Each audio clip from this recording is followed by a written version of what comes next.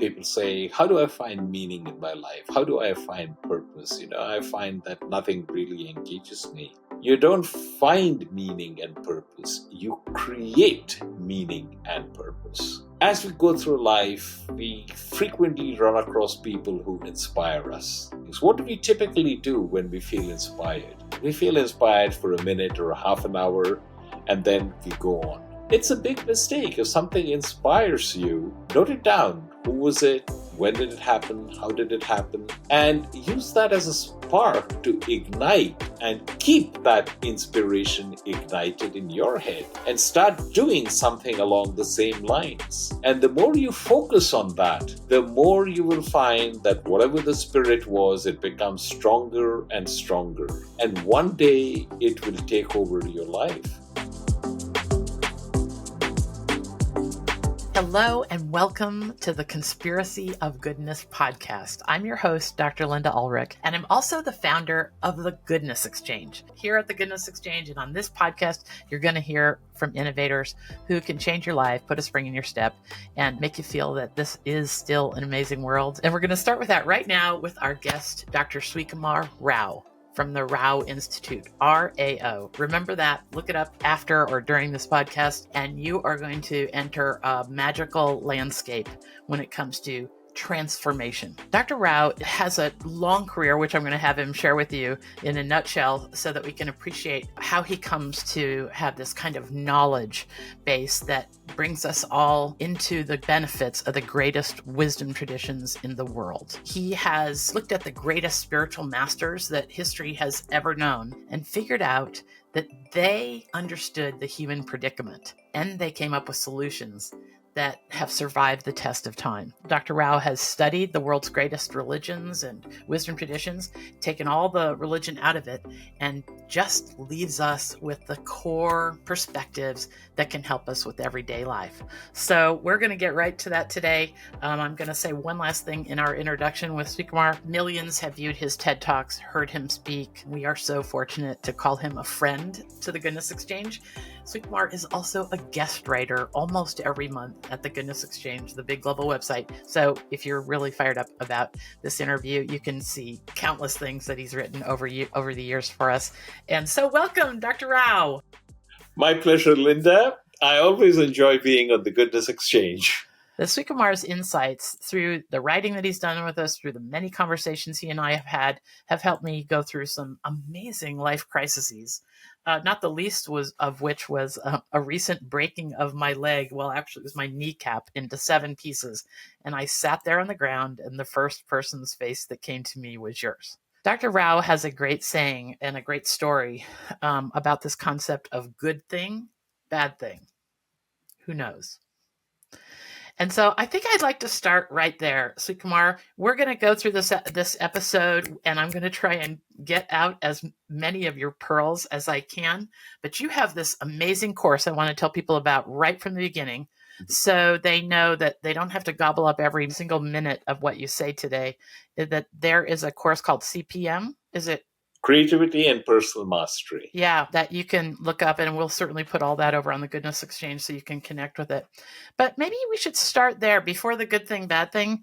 Srikumar, which is one of my favorite concepts that I use almost every day. Why don't you talk to us about creativity and personal mastery, how they're connected, and what the heck does personal mastery mean anyway? Personal mastery, Linda, means that you take charge of your own life. Or rather, you take charge of your experience of life. Too often we're dependent on others. We literally hand over the key of our happiness to others. And we never recognize we're doing that. Say, for example, you do a great piece of work at work, and you expect your boss to say, hey, well done. And your boss doesn't respond. And you feel despondent. Recognize what you've just done. You've made your well-being dependent upon the reaction of somebody else. In other words, what you've done is you've taken the keys of your well-being and given it to somebody else. What a dumb thing to do, Linda. Why do it?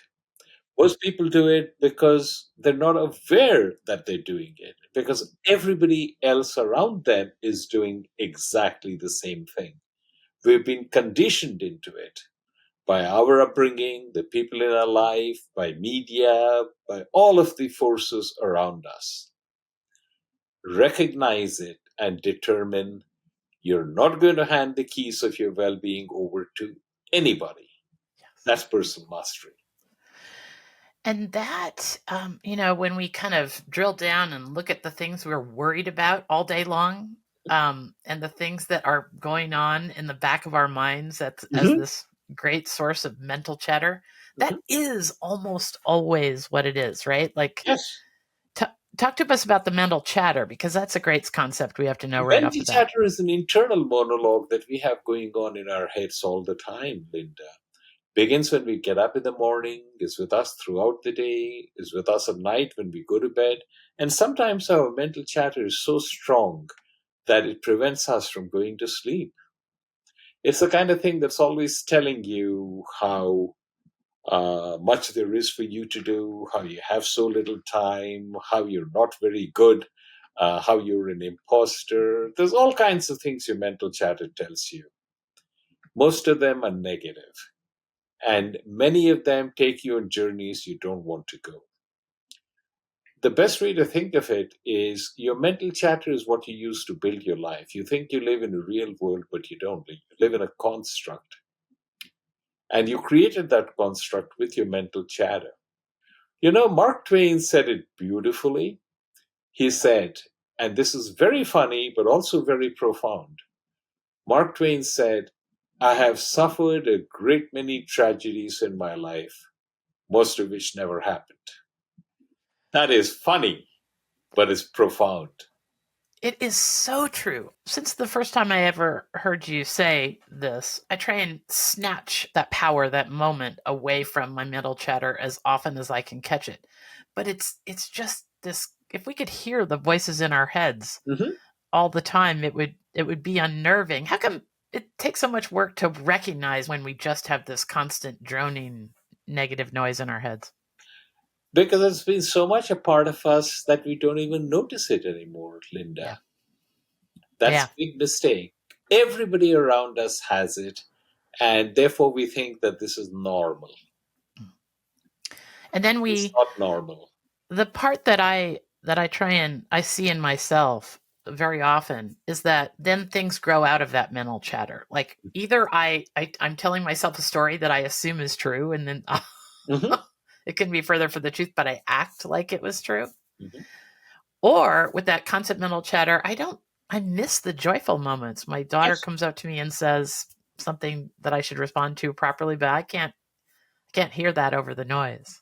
exactly. Yes. We live in a pretty much constant state of tension over this. I want you to talk to us about the ambiguity, Mhm. because do you think that's at the source of this, is that we can't control things? We have so little control and we just can't get over that. That's true. All our life, we've been trying to control things. We always try to control things.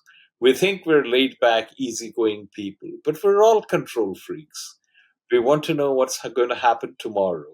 We work to make sure that tomorrow unfolds the way we would like it to unfold. But it doesn't. The universe goes its own merry way, paying no attention to what we want to have happen. And we resist it and we resent it. And in that resistance and resentment, we create all of the tension in our lives. The first thing you've got to do is recognize that this is what you're doing. The next thing you got to do is make your peace with the fact that you don't know how things are going to unfold. So all this ambiguity about what's going to happen next is Mhm. just sitting there outside of our control. And you like to talk about how confidence relates to that. Confidence comes in not because you can make things happen the way you would like to, which is what most people equate confidence with. Confidence relates to no matter what situation comes up, I will deal with it as appropriate. And I'm going to deal with the situation from the place of I am okay. I have always been okay. I always will be okay. In fact, I cannot not be okay. And then you have a very deep confidence. Hmm. Because that's true for most of us. It's not true for the overwhelming majority of us. To get to that kind of confidence, you have to work at it. I guess what I mean is it's true that most of us bounce back from whatever broadsides us. Most of us do remain okay. I would actually question that, Linda. Okay. I think most of us live a life where there is an undercurrent of tension that's always there. No matter where you are, you're not really there. Something is bothering you, something that needs to be done, something that you've forgotten, some relationships which are not heading the way you would like them to go, some business reverse, some problem. We'll always have that. And that undercurrent of tension is always there. And I'm saying that that's a tragedy. It's a tragedy because our lives are better than we think they are, or because we have this mental model that they should be something other than how they are. Yeah. We have this mental model, there should be something different. Life is the way it is, it doesn't matter. What matters is our experience of life, which is not the same thing as our life. That's what people don't recognize. There are millionaires who are sick as mud. There are paupers who are radiantly alive. It's got nothing to do with your external circumstances, except you think it has to do with your external circumstances. Give me some kind of example of how I know I mentioned my broken leg and sorry, Srikumar, but you were the first person I thought of as I sat there on the ground with my kneecap destroyed. Give me an example of how that actually works, our changing our experience. I know it changed my experience that day. I just kept on the ambulance ride. I just kept Mhm. muttering, "Good thing, bad thing, who knows? Good thing, bad thing, who knows?" But Let me give tell me you an a example. story I ran across, and I mentioned this in one of my recent blogs. It came to me across the internet, as many things do, but this was a very powerful story. And it talked about an old man who had to wind down his household because he was going to an assisted living facility. And he went into the attic and was sorting through material, and he came across a diary written by his son. His son grew up, joined the armed forces, and was killed in action. So the only thing he had left, his entire son's life was reduced to two cartons. And he never had the fortitude to go through them. But now he did, and he opened a journal and he looked at it at random. And the son talked about how he went fishing with his father and he had a marvelous, marvelous time. And then at the end of it, he notes, best day of my life. And on a sudden impulse, the father goes to his journals and picks out the exact date of his son's and looks at what he's written. And what he wrote is, I had a ton of work to do, but Jim was hopping up and down saying I promised to be with him, and I couldn't get him to back up. So finally, in disgust, I gave up and we went fishing.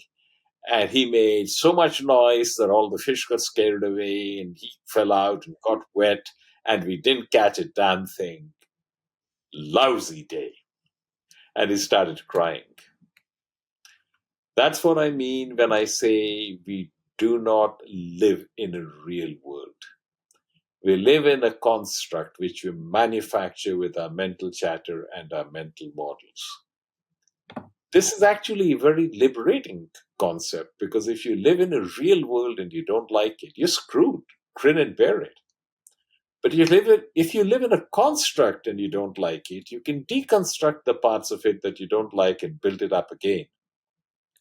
And that's what my programs and my coaching are all about. I love that.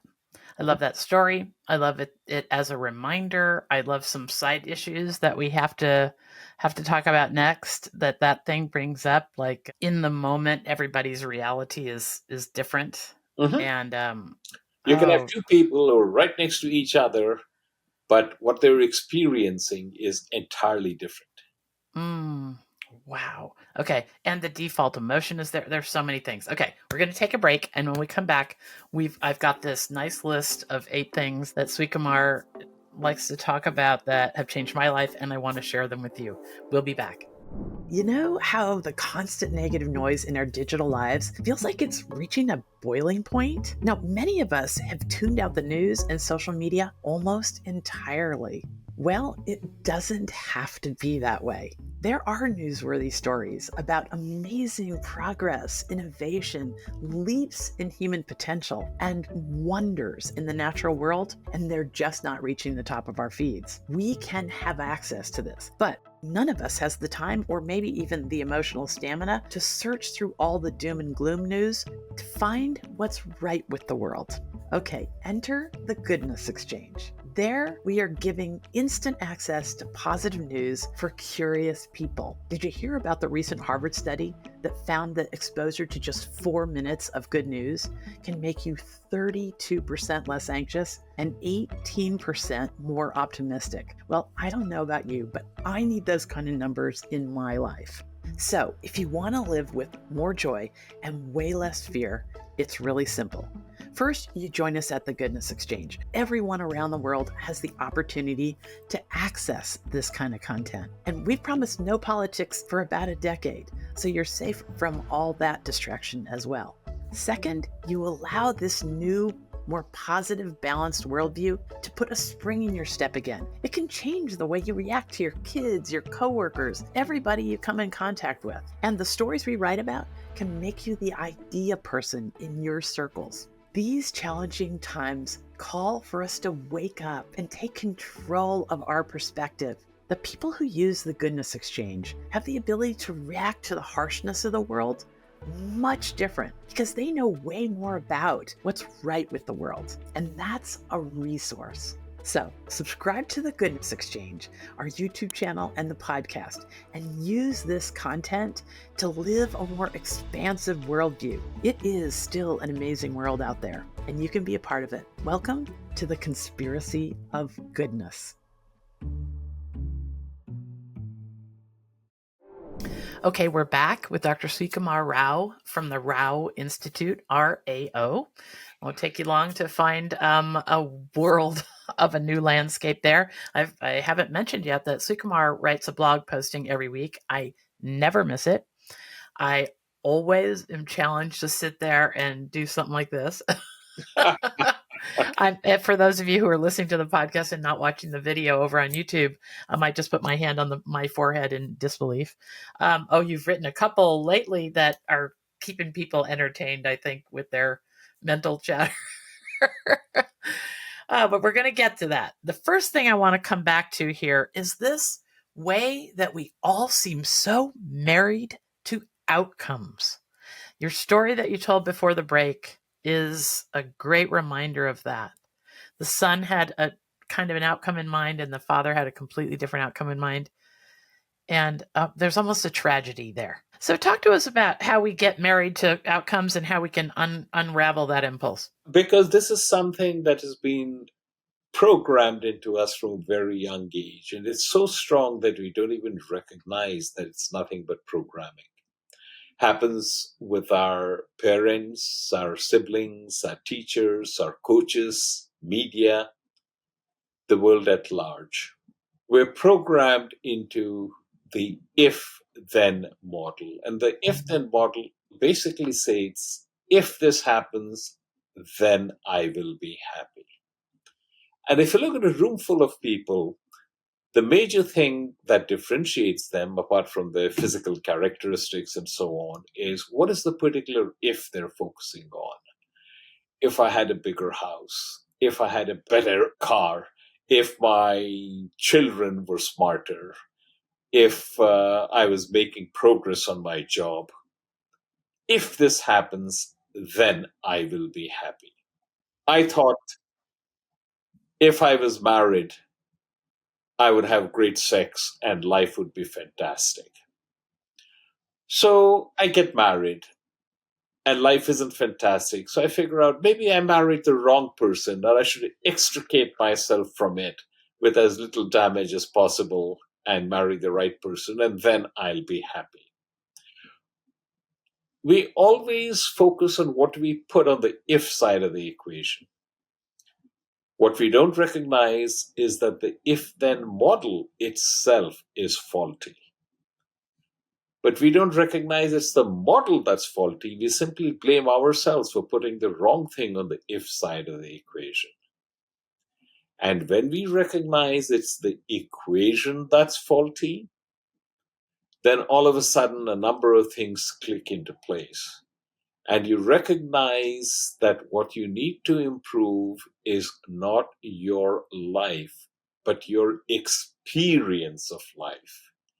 And your experience of life has to do with the mental chatter that's going on in your head and the mental models you hold that create the mental chatter that's going on in your head. Mm-hmm. So talk to us about teasing reality apart a little bit. You recently, 2 or 3 weeks ago, wrote something about reality and how, I don't know, Srikumar, I think a lot of people would just argue to the mat on on the fact that what they experience is real. But you have some interesting thoughts on that. Yeah, I say what you experience is real, but it is a reality. It is not the reality. The mistake we make is we think what I'm experiencing is the reality. It's not. It's a reality. I'll give you a concrete example. So, when I was in San Francisco, I was teaching at Berkeley at the time. My wife and I went to Alcatraz. And Alcatraz has this reputation of being a fearsome, horrible prison. And, about as low as you could go in the scale. But we looked at the actual prison cells and we learned that the Alcatraz had a chef. And actually, the chef is supposed to be the best chef in the entire penal system. I looked at that and said, hey, these guys had it pretty good. Because if you compare it, and I'll give you 2 points of comparison. Comparison number one is if you go to Dharavi, which is in Bombay and is one of the biggest slums in the world, and you look at what conditions are like that, you look at what conditions are in Alcatraz, and people in Alcatraz really had it good.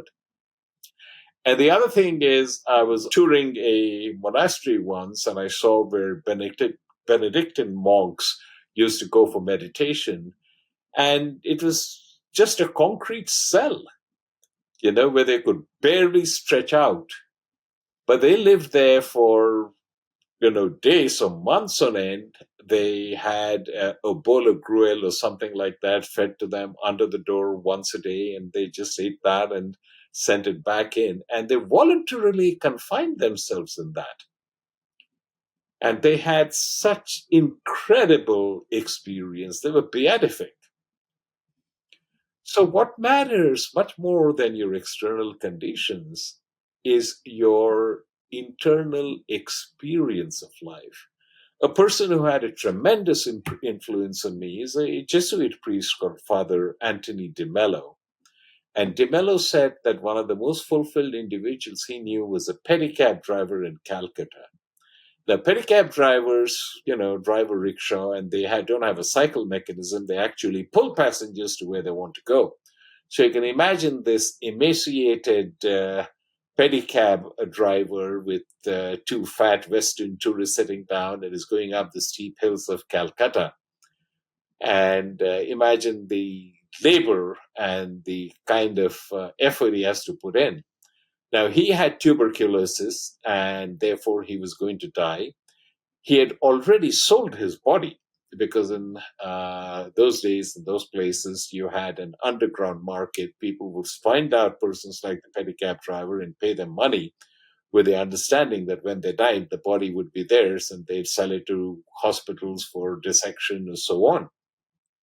So he was a pedicab driver. He was dying. He had already sold his body. But despite that, Father de Mello said he was the most fulfilled human being I ever knew. So Viktor Frankl also, by the way, came across some incredibly thriving individuals in concentration camps.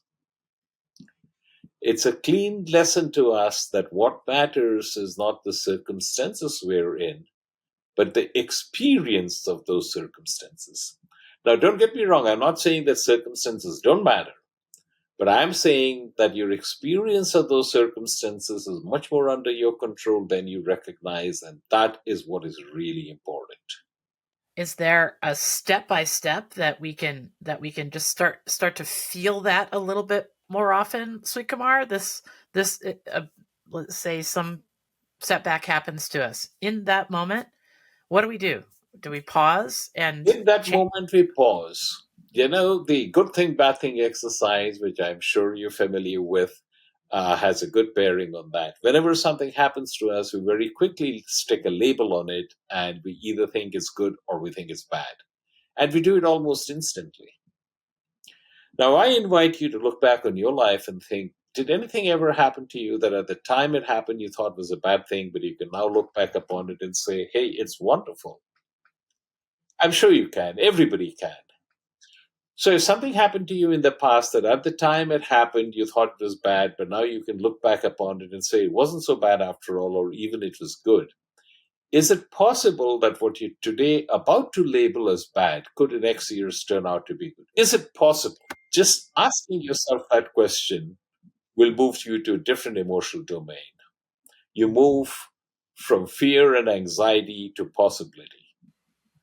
You know, that and that movement to a different emotional domain is so important too, because I think most of us, because of the mental chatter, because of the tension, we walk around in sort of a default Correct? emotional state, right? Yes. Talk to us a little bit about that.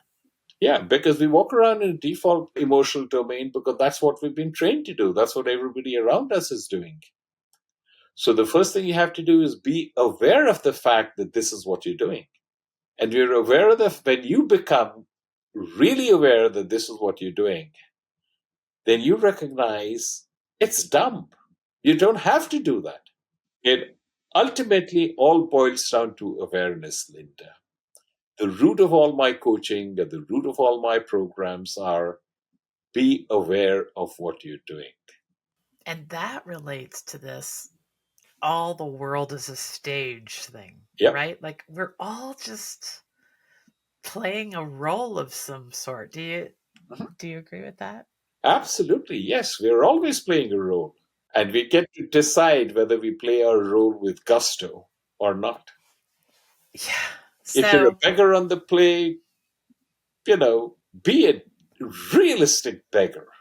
Get into it. Put your heart and soul into it. um, one of the things that that I feel is true, but you've helped me kind of temper that a lot. Is that for most moms, there's this: you can only be as happy as your unhappiest child I know. thing going on. Oh, I've got a daughter job searching right now. And, I think that in the back of my mind, I'm only as happy as she is. Mhm.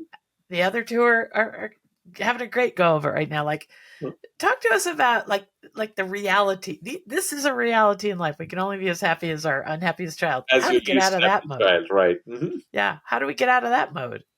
We get out of that mode because somehow or other we have it in our head that if my child is unhappy, I cannot be happy.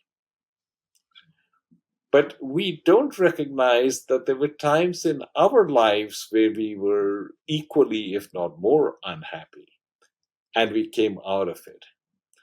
We lose sight of the fact that sometimes we have to go through these rough patches of life because it is in these rough patches of life that the learning and growth happen. And we look back on our own life and see, yes, that's true. So when your children are going through it, remember that, be of support to them, and do what you can to help them grow out of it faster. But don't think that you need to be miserable. And you have to think about it consciously I have to. before you can say, it's okay for me to be happy. And here's the other thing, when you're sad because your daughter is sad or your son is sad, You're not helping them. No. You're making their burden heavier. Your job is to be so anchored in your feeling of well being that the vibrations you send out pull them into your vortex. That is really profound right there. Mhm. That is our job, isn't it? Yep. Yeah. Look, have you My ever been, Linda, in the presence of someone who was so angry, so upset that just being in that person's presence put you on edge? happens all the time. Right. Now recognize what's happening. We are always sending out vibrations. And this person's vibrations are so strong that they grabbed you by the neck and pulled you into their vortex of turmoil. Your job is to be so firmly anchored in your vortex of calm and peace that you grab them by the throat and pull them into your vortex of peace and serenity. So you have to work all the time to be sure that you are centered, and your being centered is so strong that others feel it and are sucked into it.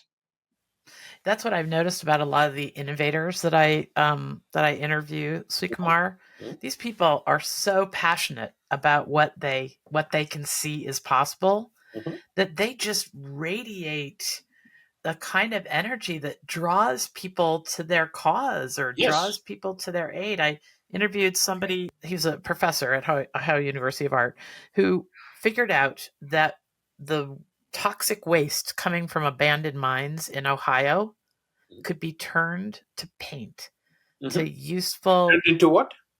paint. Okay. The toxic waste that comes out of 1,300 miles worth of streams Mhm.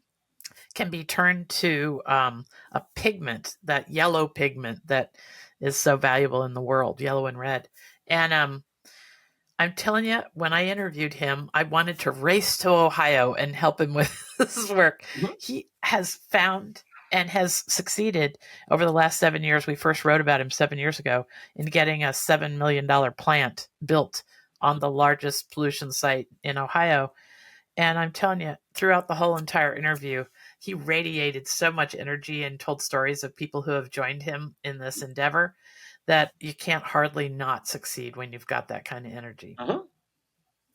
So Yep. talk to me about that. This notion of finding what brings meaning in into your life.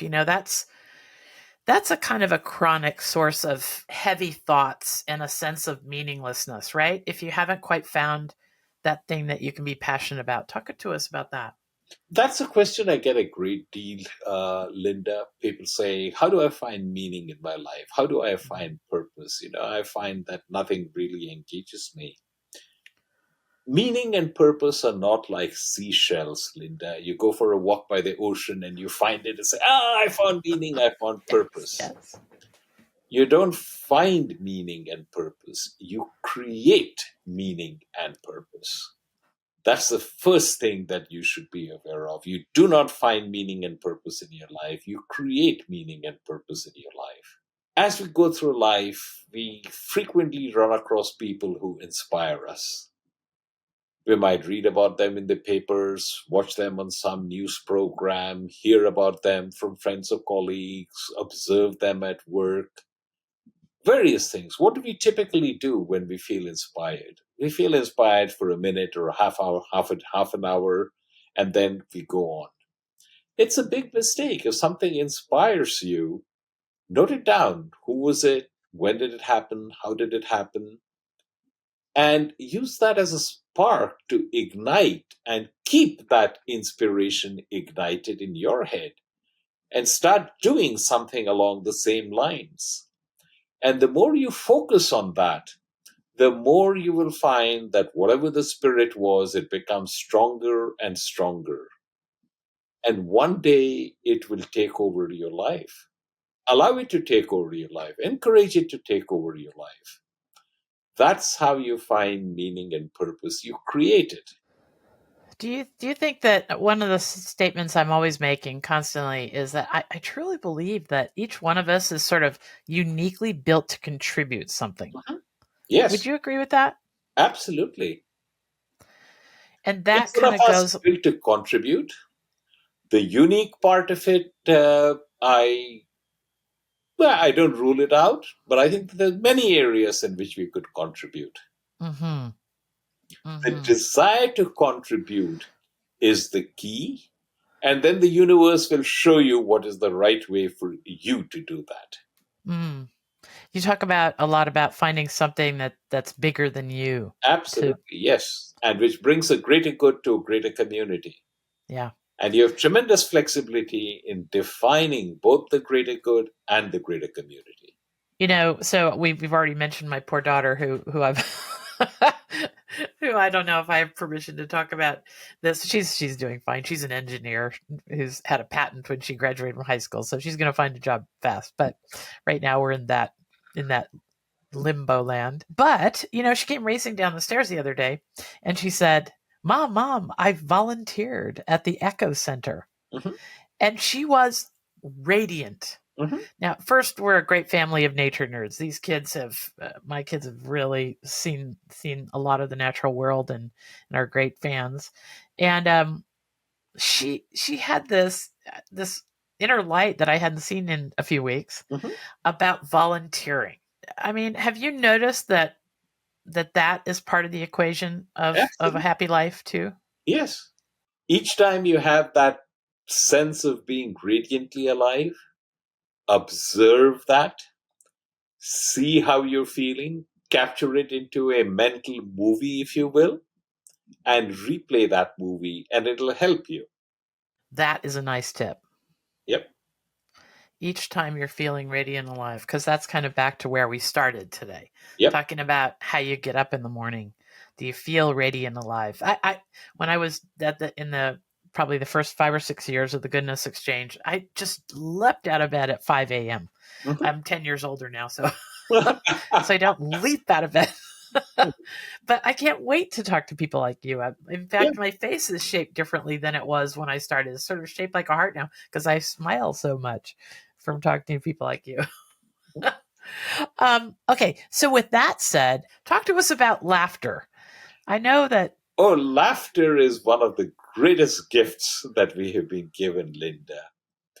You should laugh frequently, laugh at everything, particularly laugh at yourself.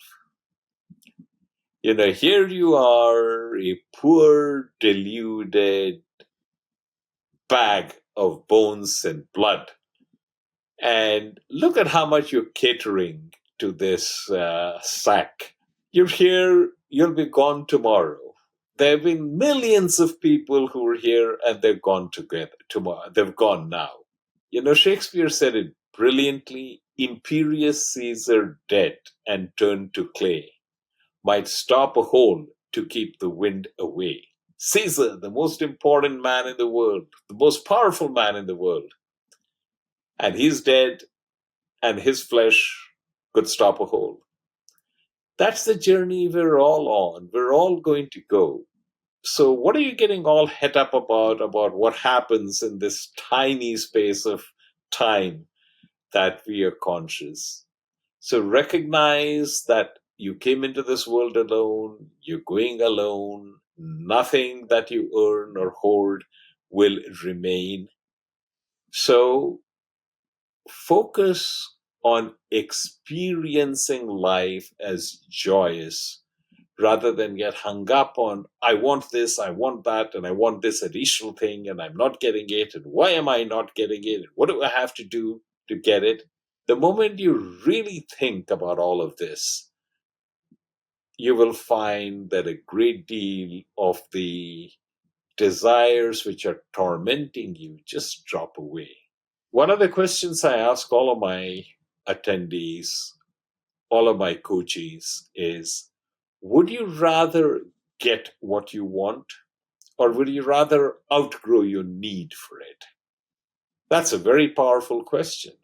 Would you rather get what you want or would you rather outgrow your need for it? That was the question I was just going to ask you. That I think after the good thing, bad thing comment that I use, I try and focus on that. Mhm. What can I do? Just last night, Yes, absolutely. I'm There's so tossing and much in your turning. life, Linda, that Yes. sometime you wanted something But now it's immaterial. Whether you have it or not doesn't matter. And we see that happening in other people's lives all All around the time, us. yes. When somebody gets a diagnosis of breast cancer, all the priorities shift Exactly, yes. instantaneously. So be aware of that and let that happen consciously before you have the diagnosis of breast cancer or whatever. Right. Is it, again, simply this pausing and shifting up to a just more logic-centered part of our brain rather than just leading with that It fight or has flight? to go beyond logic, Linda, because Okay. logically everybody will agree, yes, there's no need for me to do that. But then the conditioning is so strong that it takes us over. So it's not enough to think about it once. You have to be thinking about it constantly. Mhm. Look, Linda, you've seen the Grand Canyon, right? Yeah. Yes.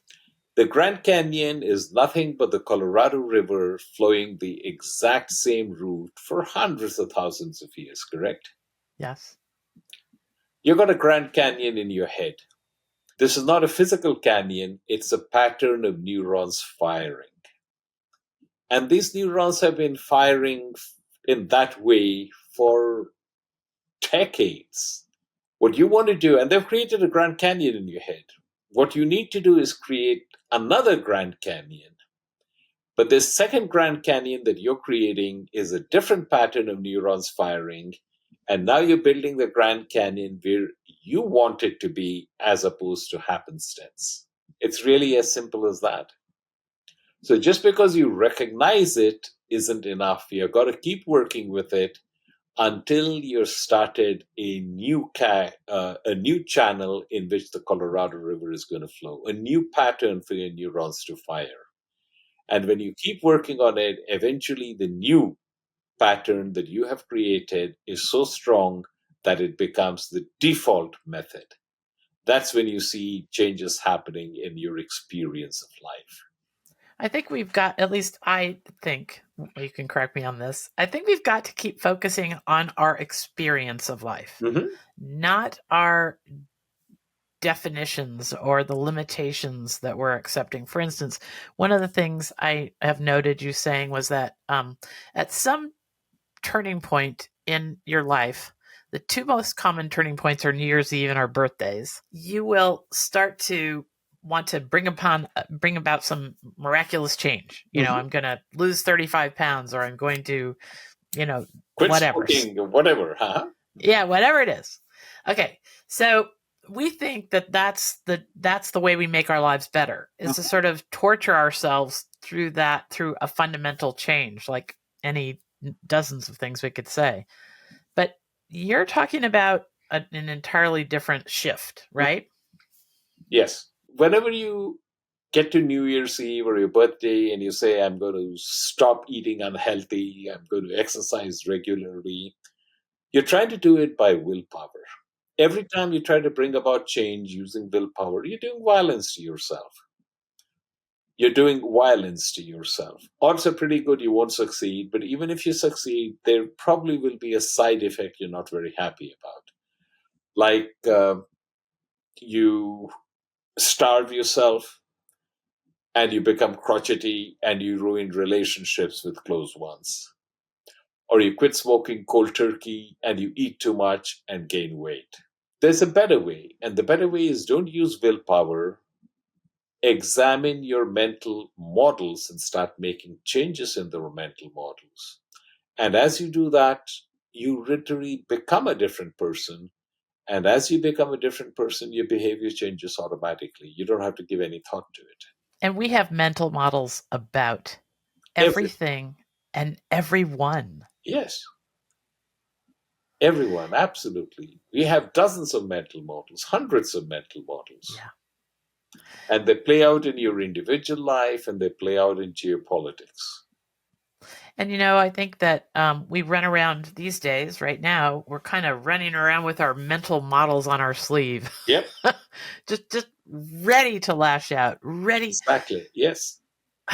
I had some practical questions I was going to ask you with the remaining time, if you don't mind. Like, Sure. let's look at some practical concerns that most of us have right now in our lives. I'm telling you, I come from one of the most conservative places in the Midwest, where I live and grew up in Illinois. And I've lived here in Vermont, which most people know is pretty liberal, for 35 years. So I'm always caught between this tension that exists in my family and friends. And I'm sure I'm not the only one living like this. Mhm. Family and so forth. Talk to us about some way to get through the next month and a half before our big 20. If you're listening to this podcast later, this is about 6 weeks before our big 4 2024. weeks before. Yeah, oh my gosh, it's only 4 weeks. Seems like forever. Before our presidential election Election, between yes. Kamala Harris Mhm. and Donald Trump. And let me tell you, the world is pretty charged. Give us some notion of how we might get through this next 4 weeks with our sanity. Okay, what really happens, Linda, is once again your view of the world. Is this something that is going to depend upon your efforts or the efforts of people around? And if person A is elected, is it going to be everything's going to be fine? And if person B is elected, we're going to hell in a handbasket. And the short answer is who knows? And we don't really know. So simply accept the fact that what is going to happen is going to happen. The universe is going its way and it's going to make a decision. Of course, you'll try to make it unfold the way you would like it to unfold. And you may or may not succeed. The universe will do its thing. So, whatever the universe does, accept it with grace and say, okay, the universe has spoken. Where do I go from there? And continue leading your life. Do not be held hostage to the stories you're telling yourself about how things will unravel if one person is elected and how things will be hunky dory if the other person is elected. It's just a story you're telling yourself. And some of those stories don't serve you well. So tell yourself the story that whatever happens, happens, but I am not going to let my well being be affected. And I'm going to follow the words of Abe Lincoln, where he said, with malice towards none, with charity for all, I will do the right as God gives me to see the right. Notice he doesn't say, I will do the right thing. He says, I will do the right as God gives me to see the right. What God gives me to see the right tomorrow may be different from what He gives me to see the right today, in which case tomorrow I will behave differently.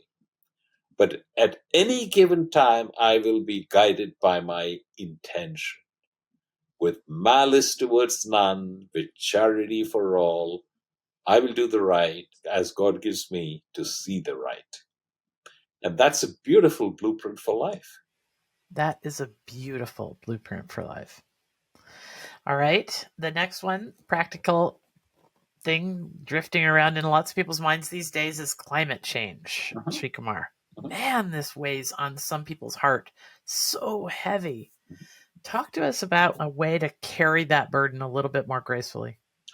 Well, what happens, and this is particularly a good time to be talking about it. I have a lot of friends in Florida. They just got hit by Hurricane Helene, and Hurricane Milton has just become a Category 5 storm, and it's going to envelop Florida again.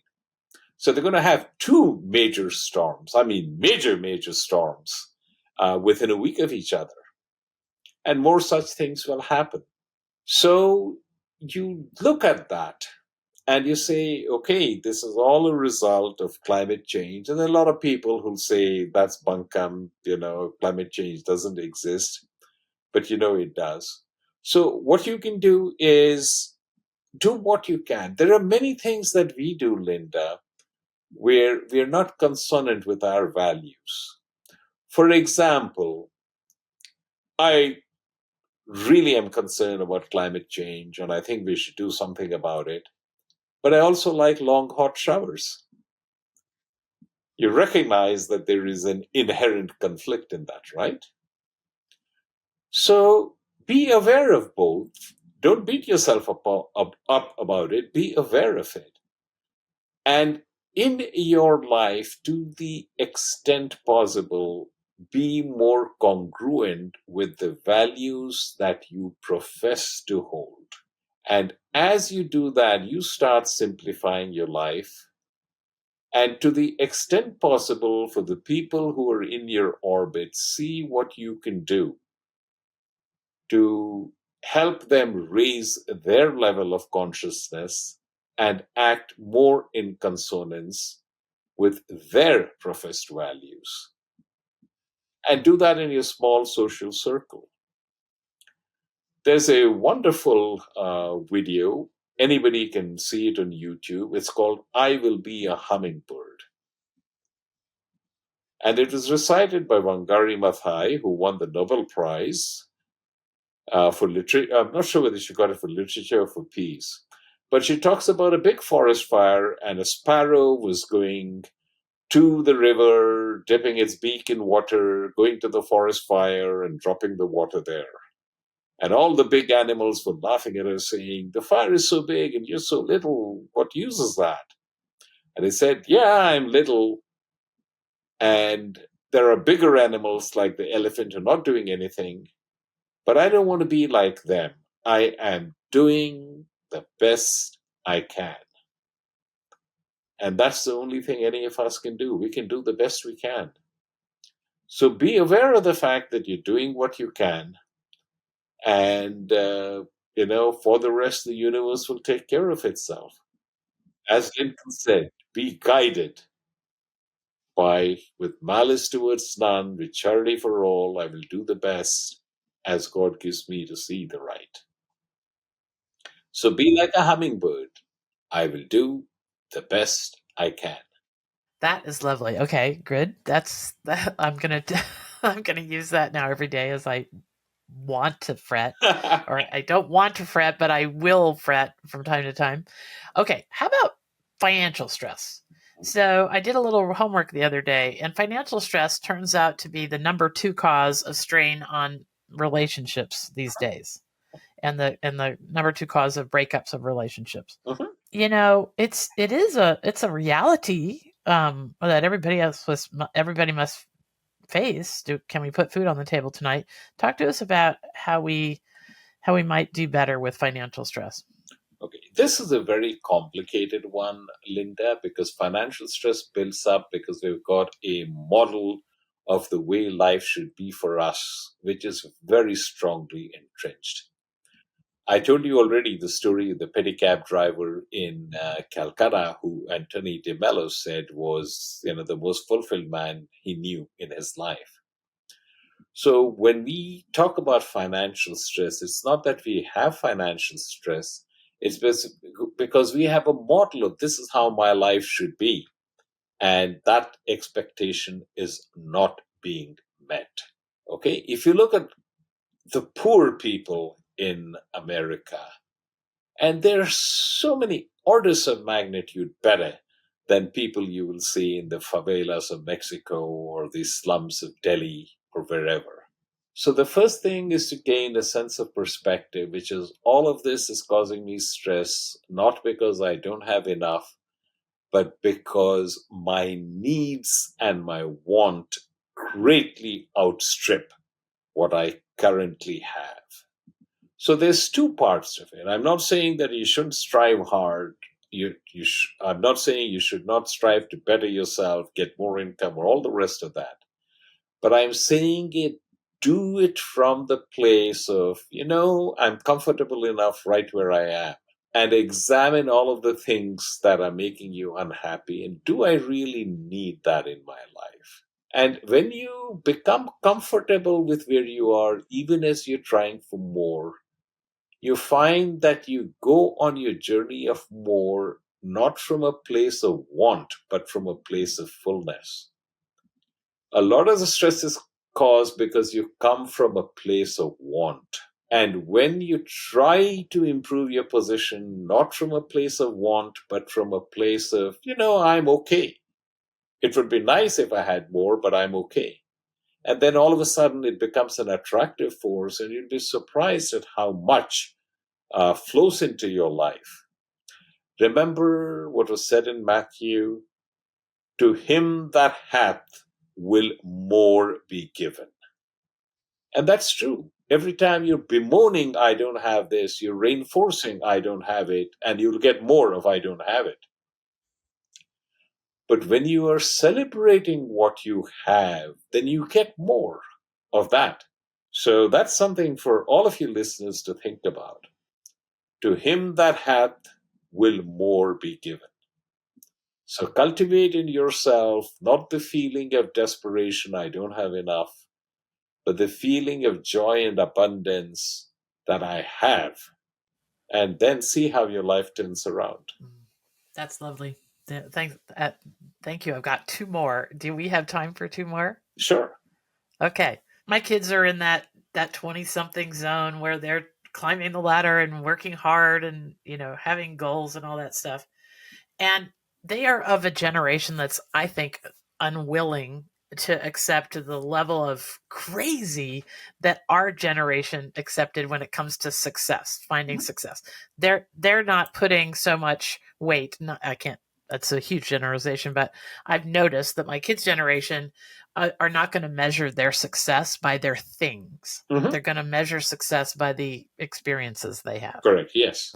So that's probably a step in the right direction right there. But there is this one little bit that I notice is missing from that puzzle. Folks often think that success ought to come with no stress, that there ought to be some way to get to a place where you can have success and you don't have any stress. Mhm. Is that possible? Absolutely.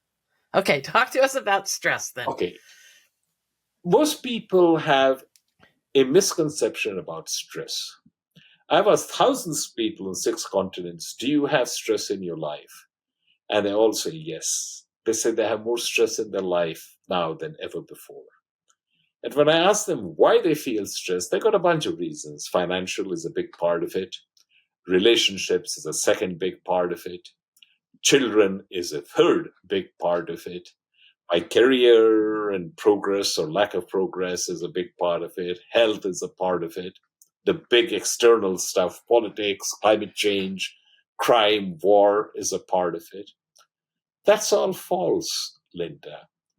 The one reason, and there's only one reason you have stress in your life, is because you have a very rigid view that the universe should unfold in a particular manner. And the universe is unfolding in its own way without paying any attention to what you want. That's the only reason you have stress in your life, because the universe is unfolding in a way that you don't want it to unfold, and you resist it and you resent it. And in that resistance and resentment, you create the stress in your life. Recognize that this is why you feel stress in your life. And understand that the universe will unfold its own merry way. And some of the time it'll conform to what you would like, and much of the time it won't. But that's just the way it is. The moment you learn to accept what the universe is showing you, the moment you stop fighting against the universe, you'll find that stress leaves your life. But you have to work at it.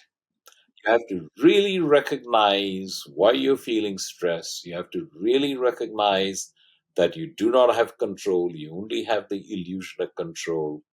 And the moment you become comfortable with that, you'll find stress leaving your life. So you just sort of then roll along with whatever comes next Exactly and correct. sort of almost get comfortable with making it up I as you like go. to put it down this way. When a tsunami hits you, it's a wonderful idea to surf on it and say, what a wonderful ride I'm having. The problem, Linda, is that you can't learn to surf on a tsunami. So if you want to surf on the tsunami, better get good at surfing the 2-foot waves. Because when you're really good at surfing the 2-foot waves, when the tsunami comes along, you have a good chance of being able to surf it. That is a great way to sort of approach the wrap up on our conversation today. It is a mindful practice. I think what you're saying is we can't just suddenly decide to turn this stuff on when when something dreadful happens to our marriage or when something dreadful Whatever. happens at work. It's a practice of small things daily. I know that's true. That served me so well that day I broke my leg. It is that I'd Yep. already been practicing day by day, fighting the urge to constantly label things as good or bad. I'd Correct. been doing it for months or maybe Mhm. years. So let's wrap up with maybe what you really wish people knew, Srikumar. You know, you and I could probably talk for 2 more hours because I only got through half the questions I was gonna ask you. But you catch the news from time to time. You have your own family and all the challenges that go from that. You're a businessman. You help others with the complexities or with their perspectives about the complexities in their lives. Is there anything you want to share with us in the end that are really relevant to our times right now about this constant negative noise that's pressing down on Yeah. us from the Here's news? something Like, that's very important, Linda. All of us have goals. We try very hard to achieve our goals.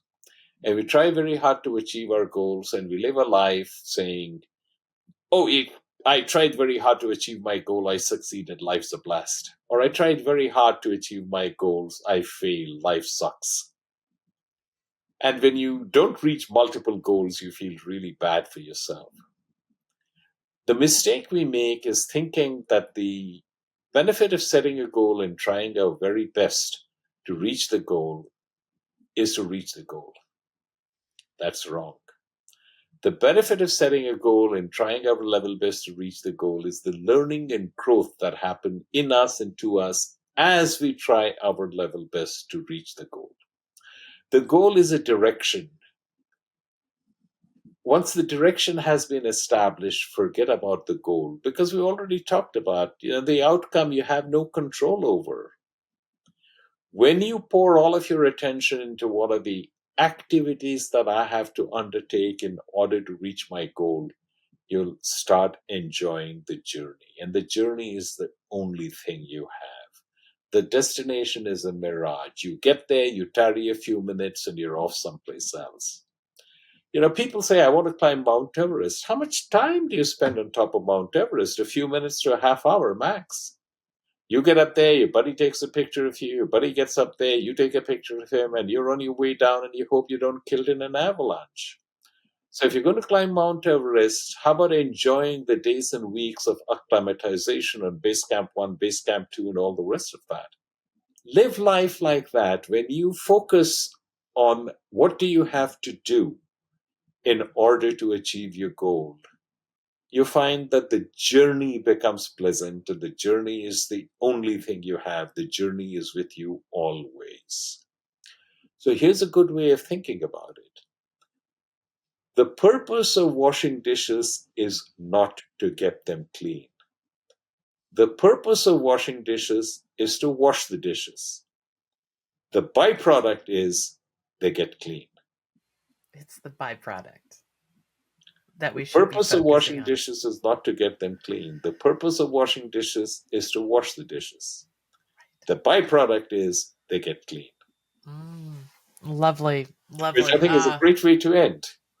Absolutely. Srikumar, it's been another session. Okay, we have so much for people if they've enjoyed this. We have two previous interviews with Dr. Rao. One is in the earliest days of this podcast. It's only audio. Another one is about we figured 2.5 years ago. And it's audio and video, but not nearly the quality that we're at right now. But they're both great, insightful episodes. I'm going to in the Goodness Exchange. There will be an article about this interview and Dr. Rao, and there you're going to find links to the Rao Institute, to his CPM course. You're also going to find links to his blog, which is a constant source of aha moments. What else, Srikumar? Where can people connect with you? The easiest way is if they want, they can send me an email. My email is srikumar.rao@therawinstitute.com, so mention that. And Mm-hmm. otherwise, just be at the Rao Institute. Okay, great. I can't thank you enough for another amazing reminder of that the world is available to us in an entirely different way. The universe is friendly. Yes, and we can control our experience of it. Yes. Thank you so much.